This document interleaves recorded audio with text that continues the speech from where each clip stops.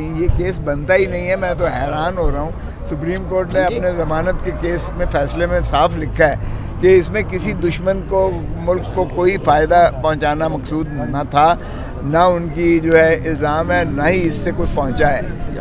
اس میں کون سے دشمن ملک کو بھائی آپ نے مفاد دینے کی کوشش کی ہے, پہلے یہ تو بتا دیں.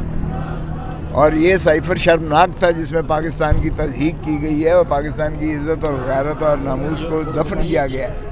یہ تو ایک دن بھی خان کو اندر نہیں ہونا چاہیے. اچھا سر, یہ بتا دیں آج نواز شریف نے لندن جانے کا اعلان کیا ہے اور دوسری جانب عمران خان آج 25 مئی کے 2 مقدمات میں بری ہو گئے ہیں, تو کیا کہیں پہ پاکستان تحریک انصاف کو چھوٹ مل رہی ہے یا کہیں پہ ڈیل ہو رہی ہے؟ دیکھیں چھوٹ تو کیا ملنی ہے, انصاف ہمیں چاہیے, ہمیں کوئی چھوٹ ووٹ نہیں چاہیے. اور باقی رہا نواز شریف تو ظاہر ہے لوٹ مار کر کے ہمیشہ چلا جاتا ہے. اس مرتبہ بھی اس نے تاج پوشی کے لیے آیا تھا, مایوسی ہوئی ہے. اس کے بھائی نے اس کے ساتھ وہ پلٹی کی ہے, اس کو سمجھ ہی نہیں آئی ہے. اب واپس ہی جانا ہے اس نے, اور کیا کرنا ہے.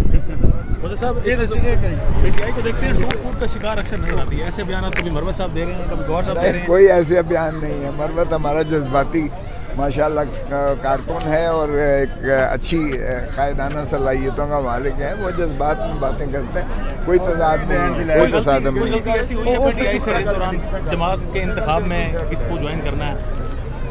مجھے تو کوئی ایسا نہیں ہے. میں تو حق پہ سچ پہ ہمیشہ ساتھ ہوتا ہوں اور اب بھی حق سچ کے ساتھ ہوں. یہ حسینیت اور یزیدیت کی جنگ جو ہے یہ ازل سے لڑی جا رہی ہے. بالآخر جو ہے ہمیشہ سچ کو ہی جو ہے تقویت ملتی ہے, سچ ہی کامیاب ہوتا ہے. مجھے کوئی ایسا آپ نے احتجاج کا تیاری کر رہے ہیں عید کے بعد, لیکن حکومت جو ہے وہ عید سے پہلے ہی گرفتاری کرنے کا کوئی امکان ہے؟